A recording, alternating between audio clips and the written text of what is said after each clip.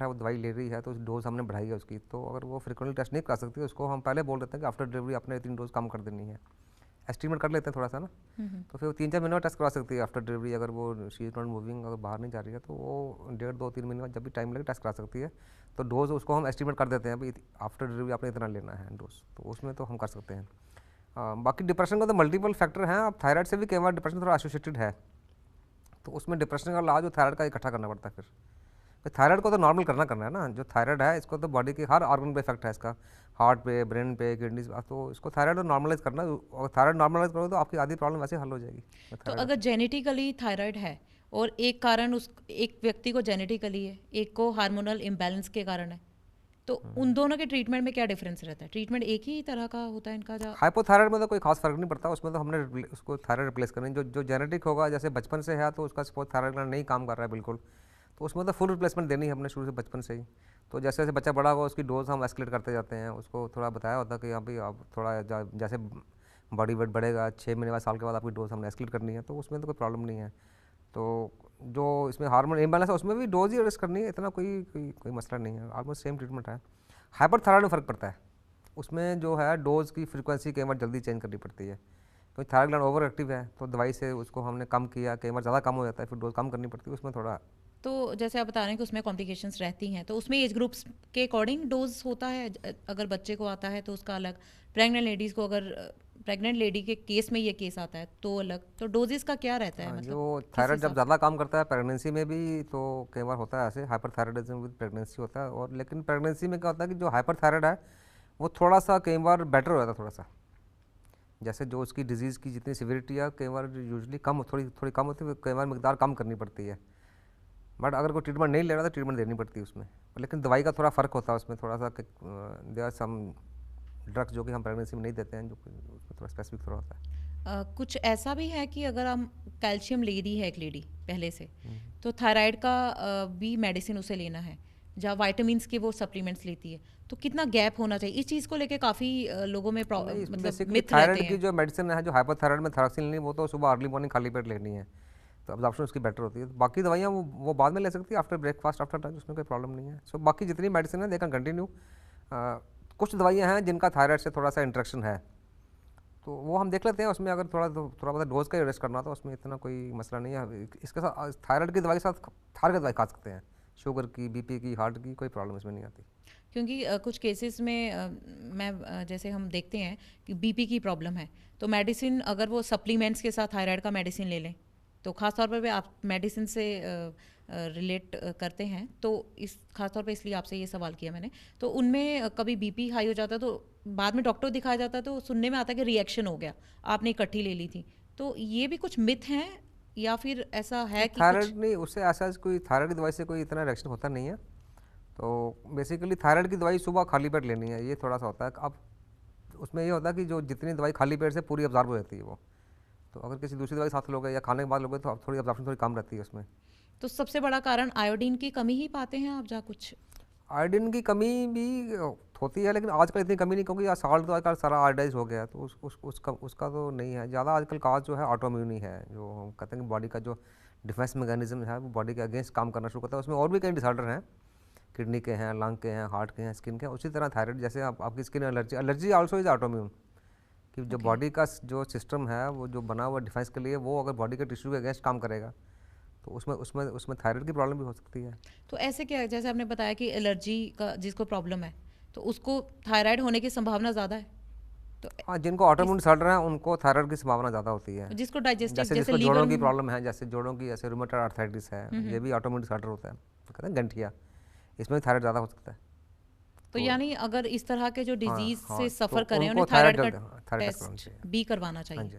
तो इस चीज़ को लेके भी जागरूकता में बहुत ज़्यादा कमी है, क्योंकि अगर कोई डिप्रेशन का शिकार है तो वो उसी की मेडिसिन ले रहा अब है, तो वो ये जागरूकता नहीं बेसिक, सोचता कि हाँ, मे बी डिप्रेशन थायराइड हो। बेसिकली जागरूकता ऐसे है कि अगर कई बार सिम्टम होते हैं माइल्ड होते हैं तो लोग उसको थोड़ा इग्नोर करते हैं। अगर आप थोड़ा माइल्ड सिम्टम है, कोई सुस्ती है, थकावट है, फटीग है, वीकनेस है, डॉक्टर के पास चेक करवाइए, तो जो भी डॉक्टर बोलेगा प्रेस्क्राइब करेगा तो उसको उसको फॉलो करें तो उसमें डिजीज डिटेक्ट हो जाती है। तो इस तरह कई बार सोचते हैं ठीक है maybe I am getting older no, तो कोई ज़रूरत नहीं है, तो वो उसमें कई बार क्या होता है कि जब आदमी दोबारा ठीक होता है लगता है नहीं, no I am fine no, तो कई बार क्या होता है छोटी छोटी प्रॉब्लम लोग इग्नोर करते रहते हैं, तो इग्नोर नहीं करना चाहिए, चेकअप कराओ, ठीक होता है आदमी। डॉक्टर साहब खास तौर पे हमारे दर्शकों को आप सिम्टम्स जो हैं वो एक बार दोबारा एक्सप्लेन में बता दें कि ये छोटे छोटे सिम्टम्स भी अगर हैं तो थायराइड हो सकता है, टेस्ट करवा सकते हैं। हाँ, डॉक्टर के पास थायराइड नहीं भी जाना है तो खुद से भी टेस्ट आप बता दें कि घर बैठे ही वो करवा कर रिपोर्ट चेक कर सकते हैं, नहीं तो उसके बाद डॉक्टर के पास जाएं, क्योंकि डॉक्टर के पास जाने को लेके काफ़ी वो रहता है कि नहीं थकान है क्या जाना है डॉक्टर। तो टेस्ट बता दें आपकी जो लेबोरेटरी में खुद जाकर वो करवा लें, क्या टेस्ट रहते हैं? थायराइड का ऐसे होता है कि जैसे इसको हाइपोथायराइड, जिसमें थायराइड की कमी है, सबसे कॉमन तो यही है। इसमें सिम्टम होते हैं जैसे सुस्ती है, थकावट, वीकनेस, ड्राइनेस ऑफ स्किन, थोड़ी स्वेलिंग हो जाएगी, फेस पफी हो जाएगा, पैलर हो जाएगा थोड़ा, लेटर ऑन फिर बाल झड़ना शुरू होंगे, ये थोड़ी लेटर स्टेज में। तो इनिशियली बड़े माइल्ड सिम्टम होते हैं। तो अगर ऐसे सिम्टम है, अगर आपको लगता है थायराइड, एक्सट्रीम केसेस में क्या सिम्टम्स है? एक्सट्रीम केसेस एक्सट्रीम अगर कोई 6 अगर कोई साल 1.5-2 साल से प्रॉब्लम चल रही है तो उसमें तो फिर थोड़ी स्वेलिंग हो जाएगी फेस की, हाथ पैर सूज जाते हैं, स्किन थोड़ी पेल हो जाती है, ड्राई हो जाती है, बाल झड़ना शुरू हो जाते हैं, वीकनेस, सांस चढ़ना शुरू हो जाएगा। सांस चढ़ना भी इसमें सिम्टम है? हाँ, सांस वो बड़ा लेट होता है जब काफ़ी ज़्यादा स्वेलिंग का यूरिक एसिड के साथ काफ़ी लोगों को रहता है कि यूरिक एसिड बढ़ गया, बिना टेस्ट के वो स्वेलिंग हो गई तो सबको यूरिक लगता है एसिड कि की मैं देखता हूँ कि थोड़ी ज़्यादा अवेयरनेस है, लेकिन हालांकि यूरिक एसिड इतनी प्रॉब्लम है नहीं, तो लोग यूरिक एसिड टेस्ट करते रहते आमतौर हैं। पे सुनने में आता स्वेलिंग है तो मुझे यूरिक एसिड बढ़ गया, हाँ, नहीं वो बिना टेस्ट कराए ही यूरिक लोग एसिड मान कर लेते लेते हैं। हैं। यूरिक एसिड का तो बेसिकली होता है कि यूरिक एसिड बॉडी में बढ़ जाए तो वो जोड़ों की दर्द करेगा, खासकर 1-2 जोड़ की काफ़ी सीवियर पेन होती है, या किडनी में स्टोन करेगा। अगर ऐसी प्रॉब्लम तभी यूरिक एसिड टेस्ट करना है, otherwise routine uric acid test करने का इतना कोई सिग्निफिकेंस नहीं है। यानी अगर स्वेलिंग होती है प्लस आपको घुटनों में दर्द है तो यूरिक एसिड का टेस्ट कराइए, अदरवाइज थायराइड हो सकता है। हाँ, नहीं घुटनों केवल में नहीं होती स्वेलिंग है, है एक जोड़ में स्वेलिंग होती है यूजली, जो पैर के जोड़ होते हैं ना उसमें होती है पेन। तो इस तरह एक्चुअली टेस्ट वो मतलब बेटर ये होता है कि डॉक्टर से पूछा करवाए जाए, क्योंकि अगर जो है स्पेसिफिक प्रॉब्लम वही टेस्ट करना चाहिए। अगर क्योंकि स्वेलिंग के और भी रीज़न है, किडनी की प्रॉब्लम में स्वेलिंग हो सकती है, लिवर में स्वेलिंग हो सकती है, तो वो जो है मतलब उसको देख के पता चलेगा कि कौन सा टेस्ट करना है। तो थायराइड टेस्ट तो आजकल अब आप बोलोगे T3 T4 TSH वो तो हो सकता है, T3 T4 हाँ बट TSH। हाँ, लेकिन फिर भी बेटर रहता है कि आप अगर आप डॉक्टर को दिखाएं, कोई डॉक्टर से डरना नहीं चाहिए, डॉक्टर बेसिकली आपकी हेल्प करने के लिए है, तो one should go to doctor and get treated. और कुछ आप अपनी तरफ से सावधानियां बताना चाहेंगे दर्शकों को कि थोड़ा सा इन चीज़ों को लेकर सावधान रहें? और जैसे आपने बताया कि थकान होती है, कितने समय तक ये सिम्टम्स रहें तो माने कि थायराइड हो सकता है? क्योंकि थकान कई बार रहती है, कहीं घूम नहीं, के आए अगर 4-5 दिन। कभी 1-2 दिन की थकान तो नहीं है, सपोज अगर आपको 4-5 अगर 2-3 हफ्ते थकान चल रही है, बढ़ती जा रही है, थकावट लगातार चल रही है, वीकनेस फील हो रही है, वेट बढ़ना शुरू हो गया, तो फिर you should be cautious, you should go to doctor. और अगर थायराइड होने के कारण वेट बढ़ा है तो वो वॉक करने से या फिजिकल एक्टिविटी करने से कम होने में काफ़ी समय लगता है, मतलब उसको मेडिसिन खाएगा वो एक शख्स तो वो जल्दी वेट अपना नॉर्मल गेन उसमें आ जाएगा वेट में जो उसका पहले था।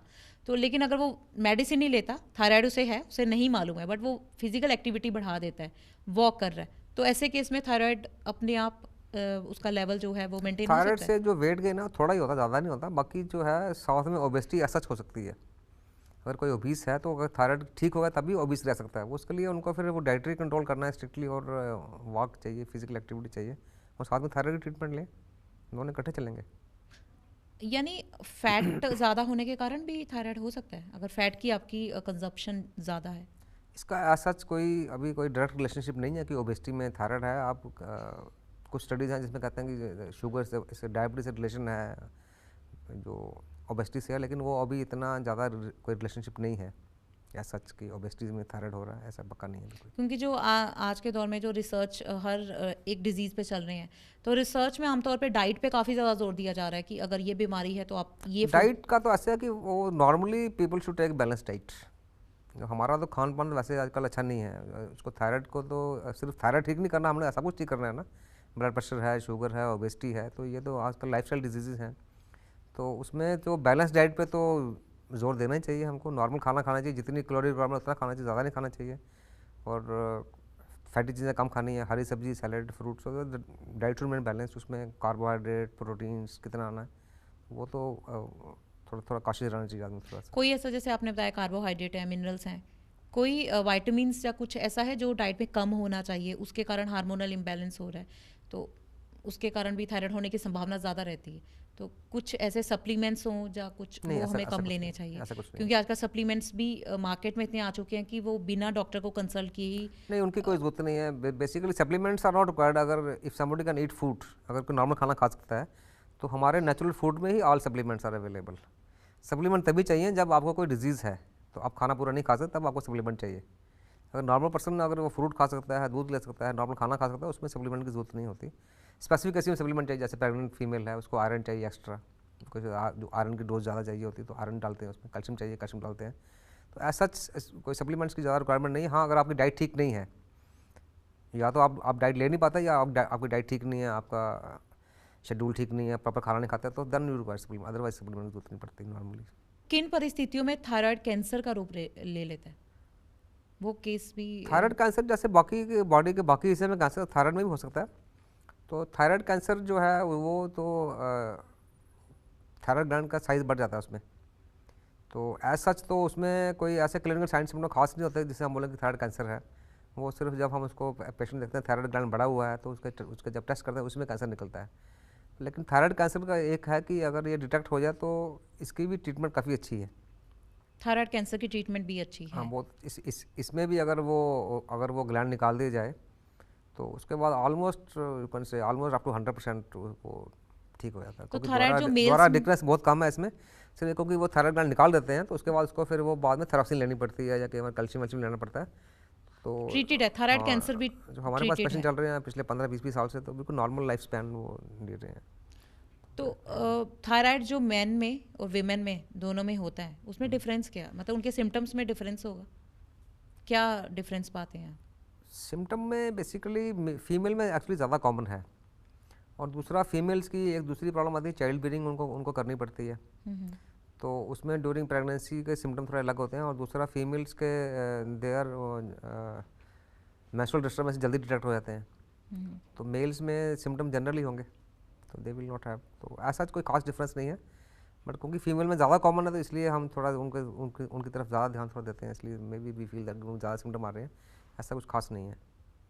तो बहुत बहुत शुक्रिया, आपने अपना कीमती समय हमें दिया, बहुत महत्वपूर्ण जानकारी हमारे दर्शकों को दी। तो जो आपको डॉक्टर साहब ने बताए सिम्टम्स, तमाम तरह की जानकारियां दी हैं, आप महसूस करते हैं, तो सबसे बढ़िया इसका इलाज यही है कि आप समय पर इलाज कराएं। आप तुरंत परामर्श लें डॉक्टर से, इसका सही समय पर इलाज कराएं। ये लाइलाज बीमारी नहीं है, इसका इलाज संभव है और बहुत ईजी है। आप नॉर्मल रूटीन की तरह, जैसे आप अपना खाना खाते हैं वैसे ही आपको ये एक टैबलेट लेनी है और आप नॉर्मल लाइफ जी सकते हैं। तो वैसे तो महंगाई के इस दौर में हेल्थ चेकअप करवाना भी बेहद महंगा हो चुका है, लेकिन याद रखिए जान है तो जहान है। तो आज के कार्यक्रम में इतना ही, दीजिए इजाज़त, नमस्कार।